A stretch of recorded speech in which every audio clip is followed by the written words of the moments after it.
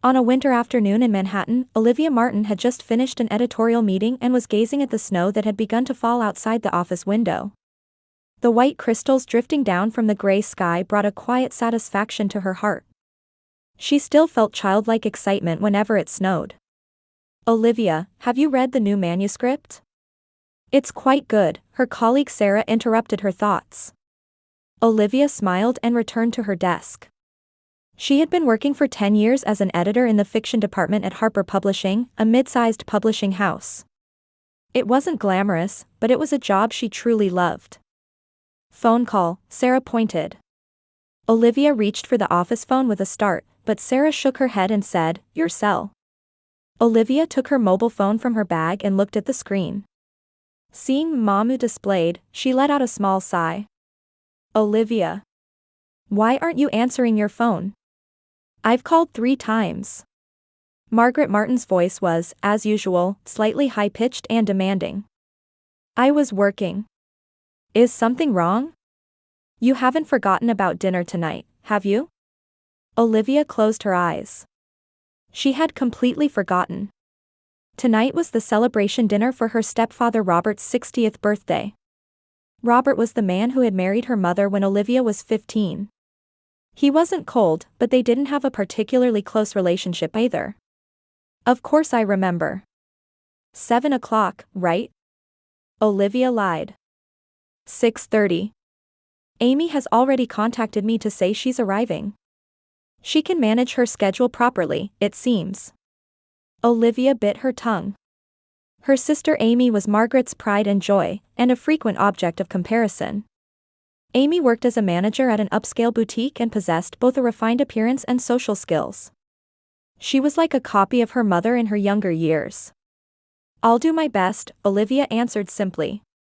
"And Jeremy Williams is coming tonight, too. Remember him? The son of that real estate company. Do wear something decent for once." Olivia rolled her eyes. Her mother was constantly scheming to marry her off to a suitable man. "Got it," she replied and hung up. Sarah was watching her with curious eyes. "Family dinner?" "Yes, my stepfather's birthday. And my mother's usual find a husband a game." "Who is it this time?" "The son of some real estate tycoon," Olivia shrugged. "But I have Jason." Sarah smiled. "Yes. Jason is a good man." Jason Clark was a colleague who had transferred from the marketing department of an IT company to the publishing industry 2 years ago. They had quietly nurtured a romantic relationship and had just recently started living together. He was intellectual and kind, and like Olivia, preferred a life away from flashiness. When it was time to leave the office, Olivia hurried back to her apartment. Looking through her wardrobe, she considered which outfit might gain her mother's approval. She finally chose a navy blue dress and applied her makeup a little more carefully than usual. She pulled her hair back in a simple style. As she climbed into a taxi, she sent Jason a message. "Heading to a family dinner. Not sure if I'll make it back alive. Love you." His reply came quickly. "Have fun. I'll prepare a special breakfast for tomorrow morning. Love you." Olivia smiled. Jason's presence gave her strength to get through the time with her family.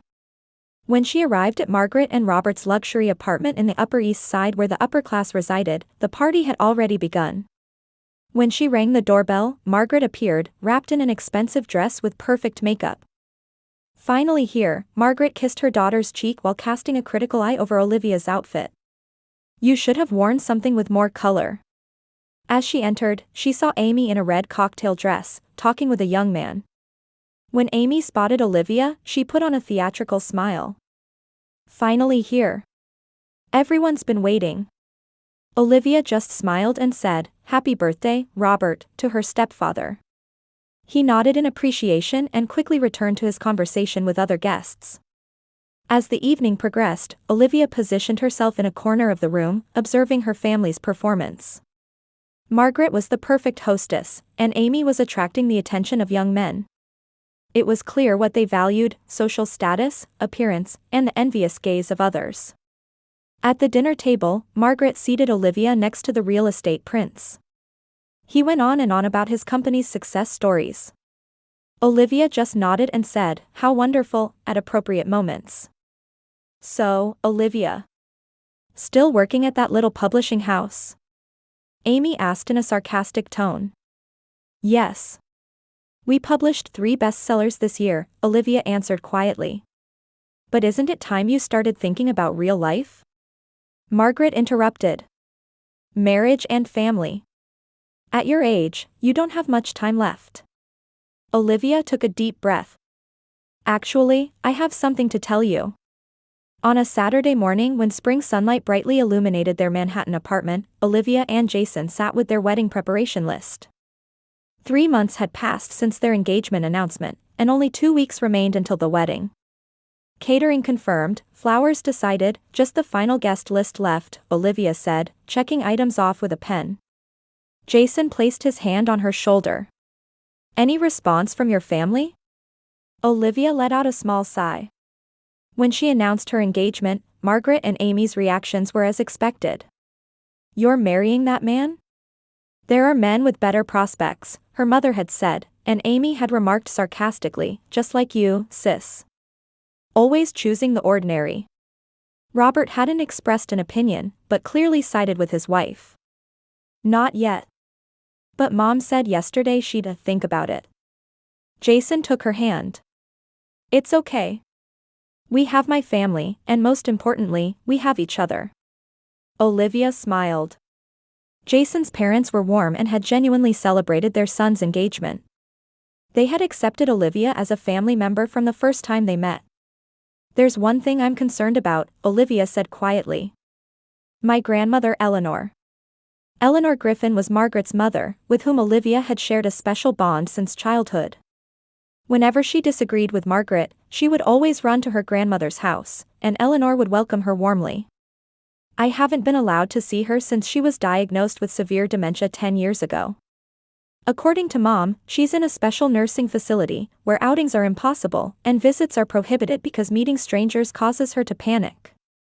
"But you want to invite her to the wedding?" Jason understood her feelings. "Of course. But Mom adamantly refuses to allow it.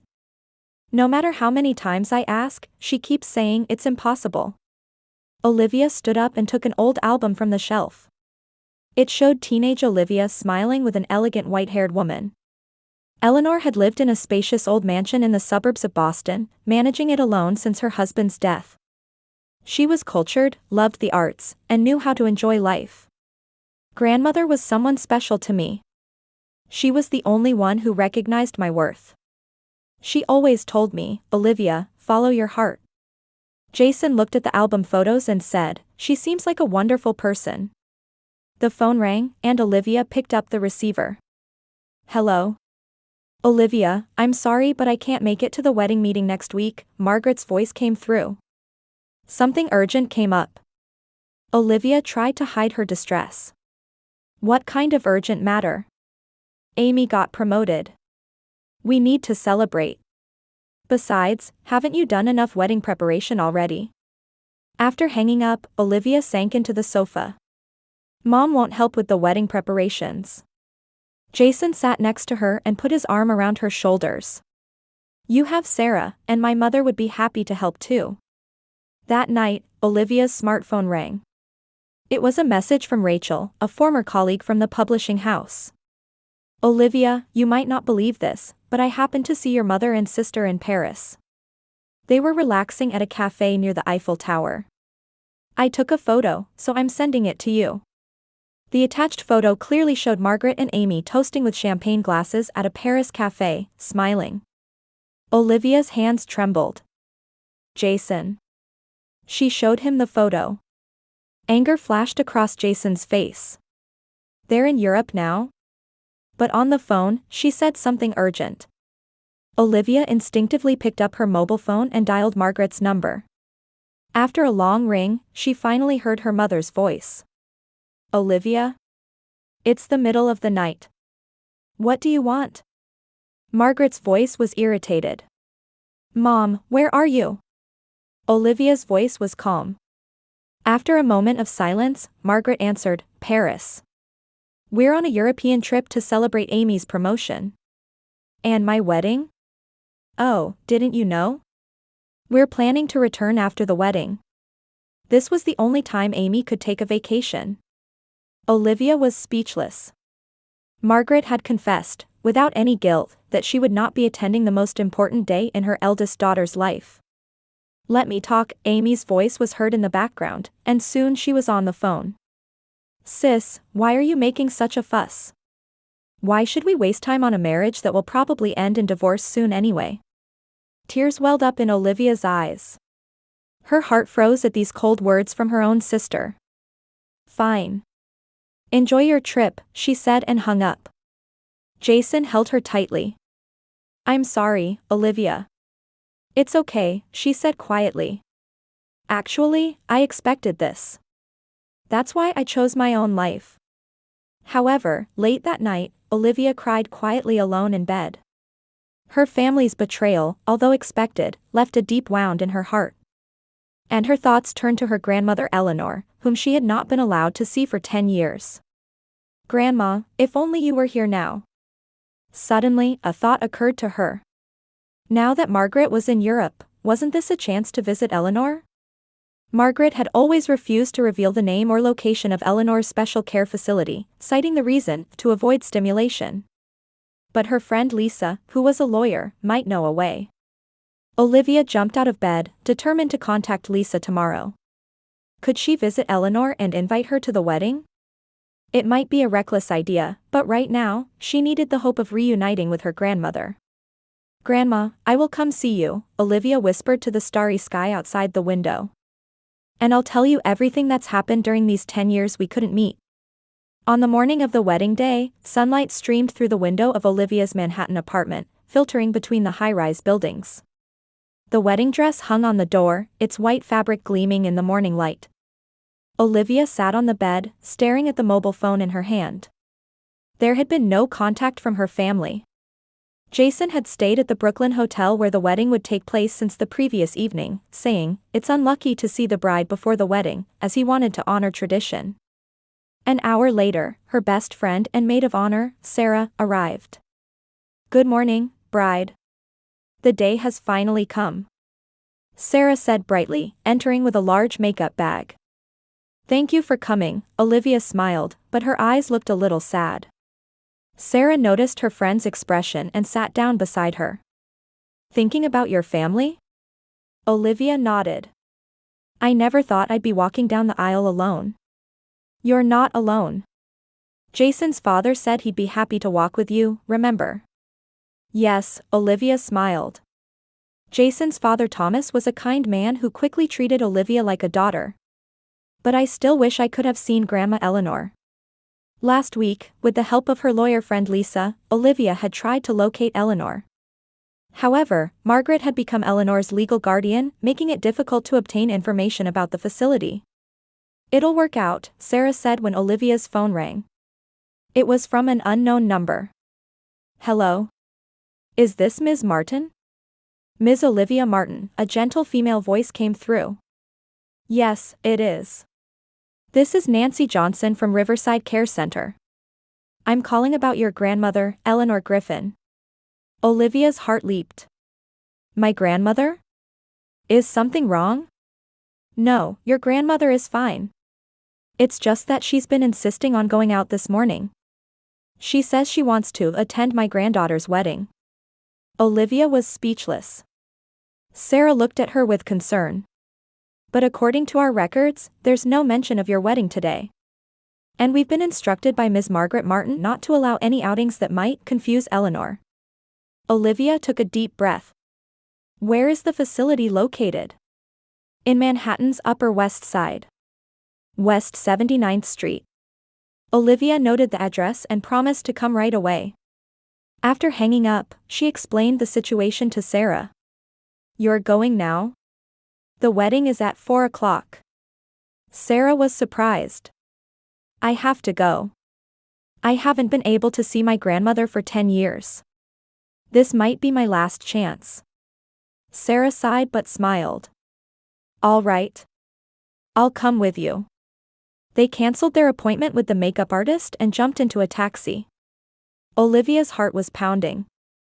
For 10 years, Margaret had insisted that Eleanor had severe dementia and that outings and visits were impossible.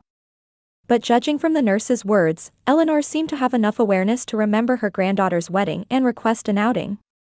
Riverside Care Center was in a quiet location overlooking the Hudson River. It looked more like a luxury retirement home than a special nursing facility.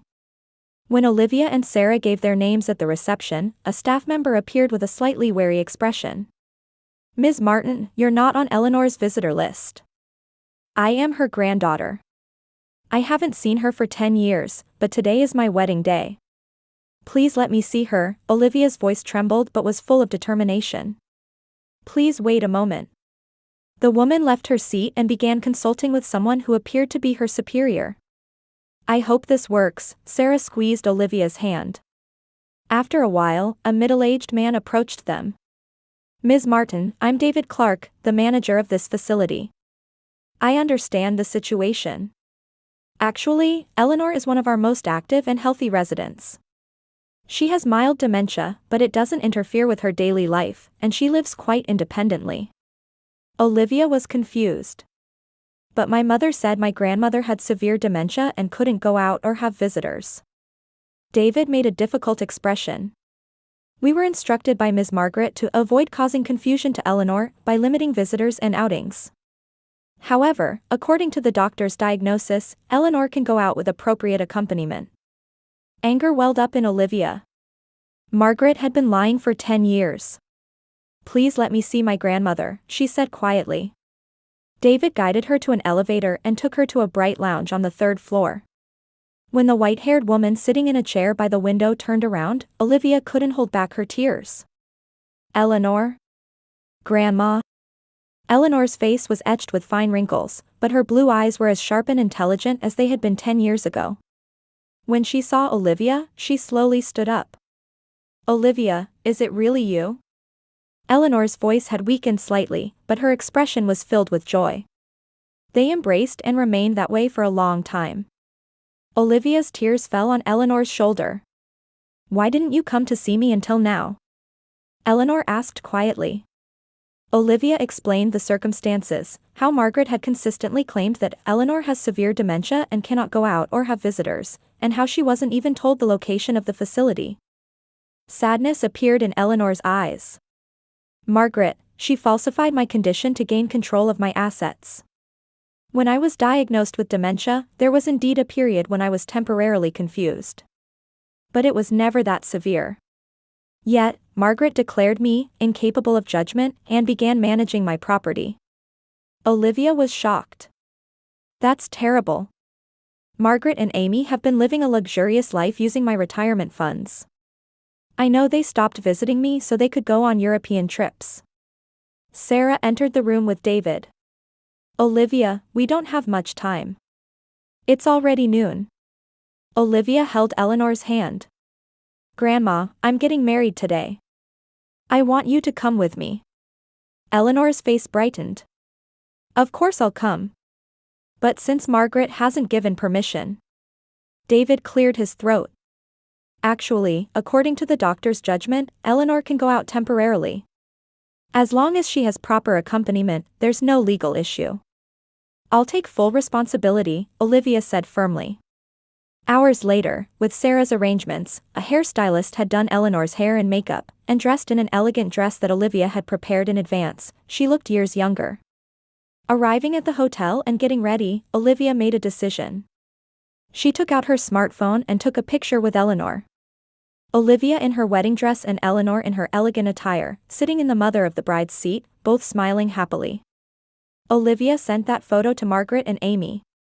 The attached message was simple. "With my real family." Immediately, calls from Margaret began ringing. Once, twice, 3 times. Olivia turned off her smartphone and smiled at Eleanor. "Let's go, Grandma. Will you walk down the aisle with me?" Eleanor nodded, tears flowing. "It would be my honor, Olivia." As the wedding march began to play, Olivia took Eleanor's arm. Surrounded by the warm smiles of friends gathered at the venue, they slowly began walking down the aisle. At the altar, Jason waited for her with loving eyes. This is real family, Olivia thought to herself. A family bound by love and respect. Wedding bells rang out, and the garden of the small Brooklyn hotel was filled with blessings. As Olivia and Jason exchanged a kiss, applause erupted from the gathered people. They walked hand in hand, smiling at the attendees. Eleanor wiped away tears in the front row. At the reception, Eleanor became the center of attention. Everyone was captivated by her elegance, intelligence, and sharp wit and insight.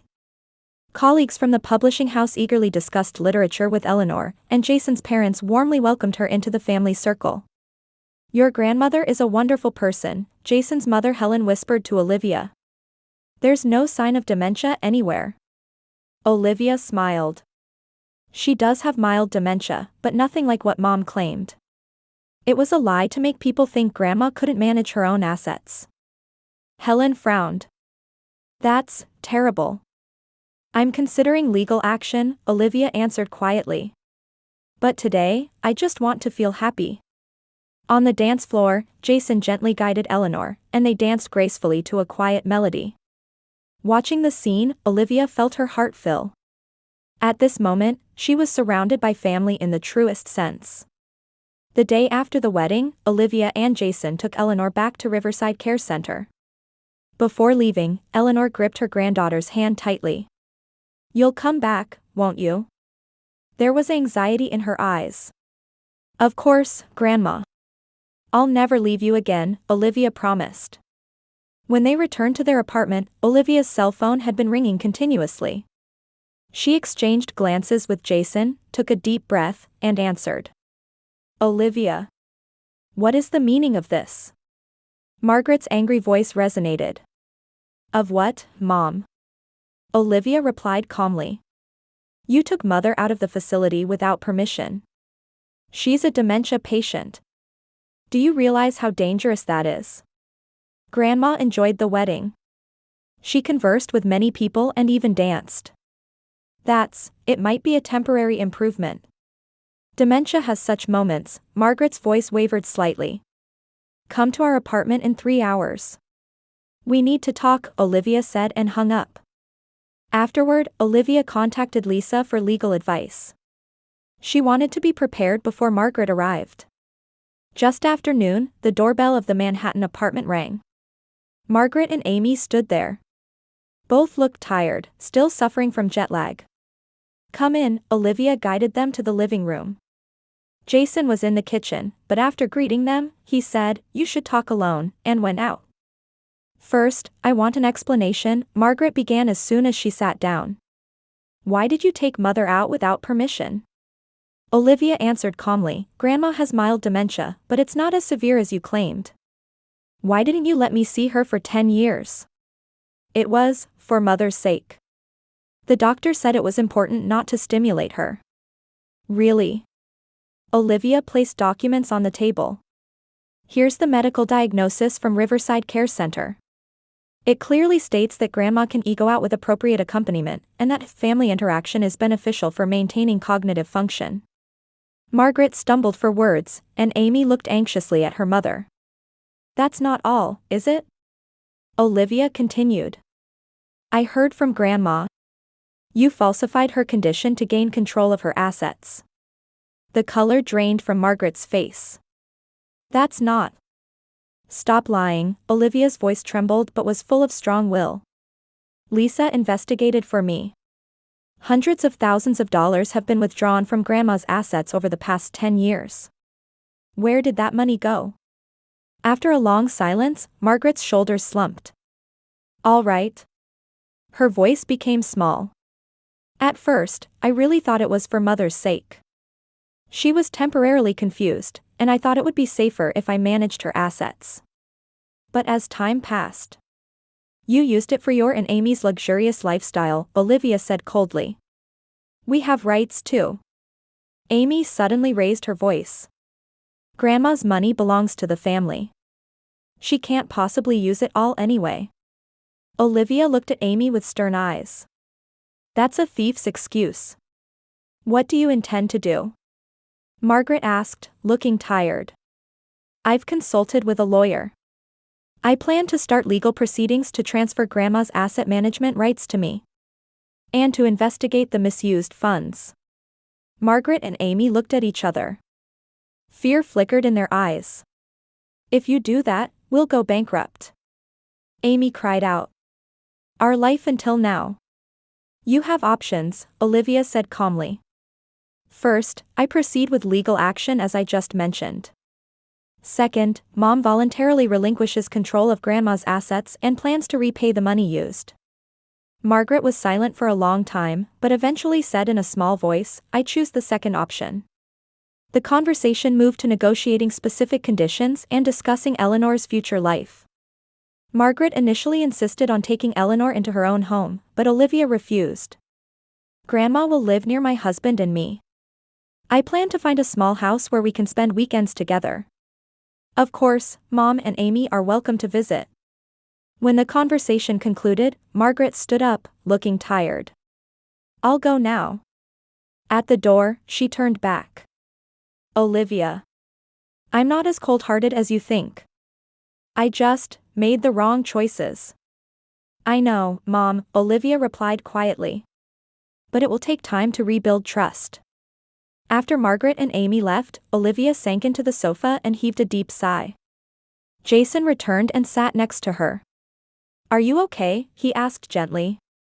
Olivia rested her head on his shoulder. I'm fine. Now Grandma can be free. And we can create a real family.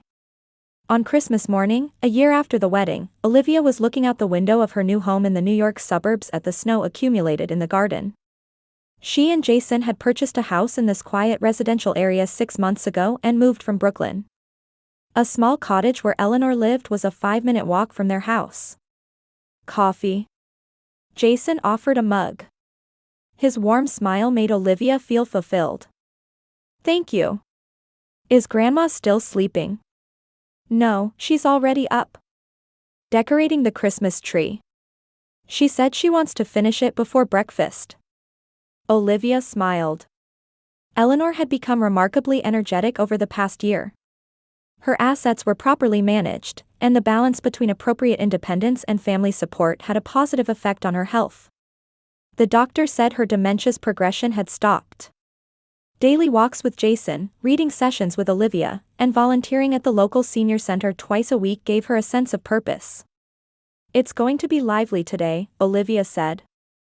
Yes, my parents are looking forward to it too. Jason's parents had been staying at a hotel since yesterday. On the table was an unopened letter from Margaret. She and Amy had also been invited to dinner today. Rebuilding the relationship hadn't been easy. Margaret and Robert had divorced, and Margaret, who had been ordered by the court to return the money she had misappropriated from Eleanor's assets, could no longer live the luxurious life she once had. Amy too had lost her job as manager at the upscale boutique and had taken a more modest position. As Olivia had worried, the repayment plan had significantly changed their lives, but it had also become an opportunity to learn humility. A few months ago, Margaret had acknowledged her mistakes for the first time and apologized to Olivia and Eleanor. You still can't forgive your mother? Jason asked gently. Olivia thought deeply.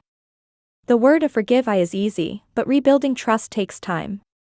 But at least, today is Christmas. It might be a chance for a new beginning.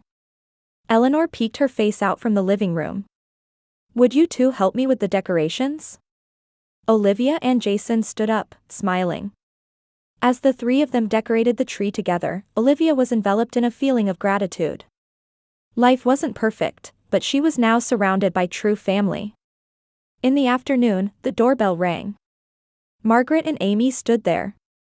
Neither was dressed in the flashy clothes they once wore, but in simple, subdued outfits. Margaret held a small present in her hand. Merry Christmas, she said, looking a bit nervous. Merry Christmas, Mom, Olivia smiled and invited them in. Come in. Everyone's waiting. In the living room, Eleanor sat on the sofa, talking with Jason's parents. When she saw Margaret and Amy, there was a moment of tension, but Eleanor smiled gently. I'm glad you came. The time around the dinner table was initially awkward, but gradually conversation began to flow. Margaret and Amy began to smile at Eleanor's witty stories.